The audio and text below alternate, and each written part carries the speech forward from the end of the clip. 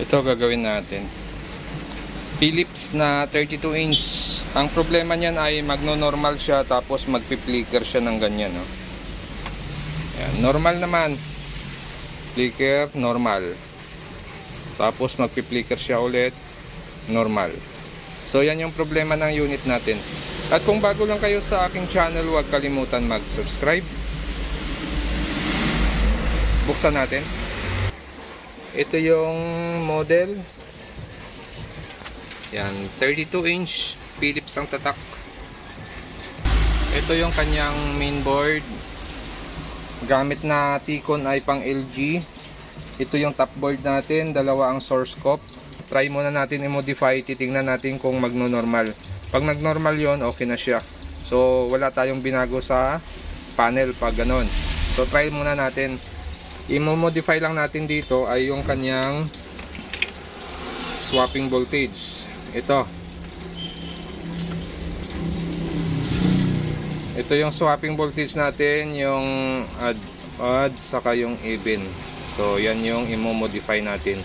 Gagawin natin dyan ay ipipix na natin yung BGH natin sa may odd, tapos yung VGL natin dito sa even natin i-tap. Pero bago tayo mag-tap dito ay ikakat muna natin yung circuit na nanggagaling dito sa ating DC to DC.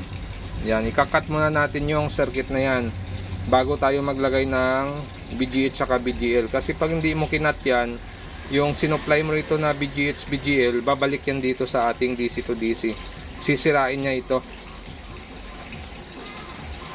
So ito na, nag-modify tayo dito. Yan. So kinat muna natin yung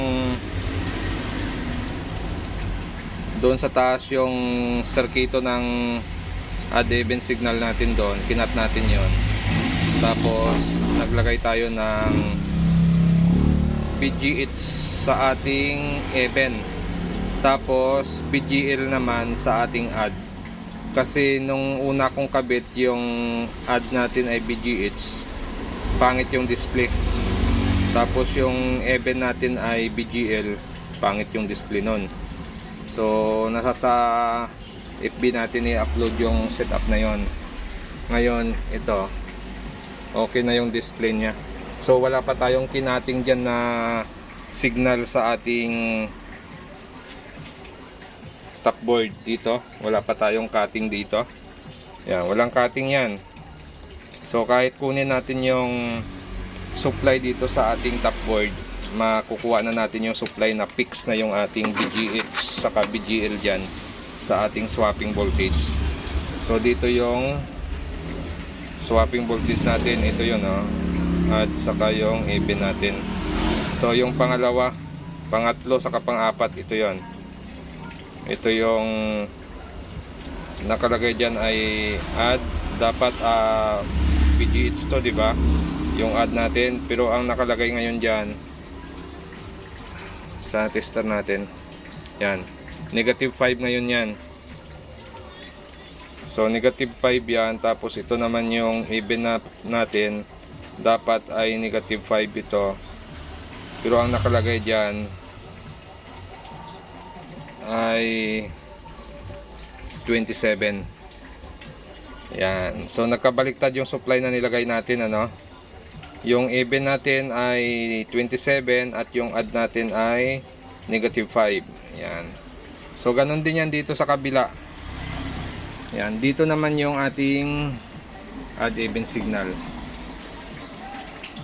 So kung hindi nyo kabisado yung top board na ito, medyo mahirap sa kapain. Dito naman yung odd even signal natin. Ito is isa, dalawa, ito yung pang tatlo na butas. Yan.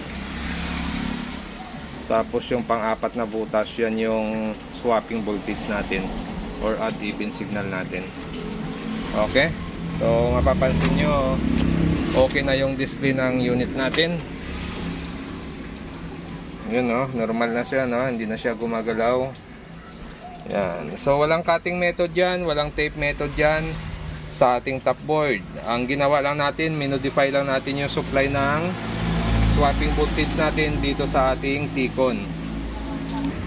Okay, so ito na yung display nya. Yan.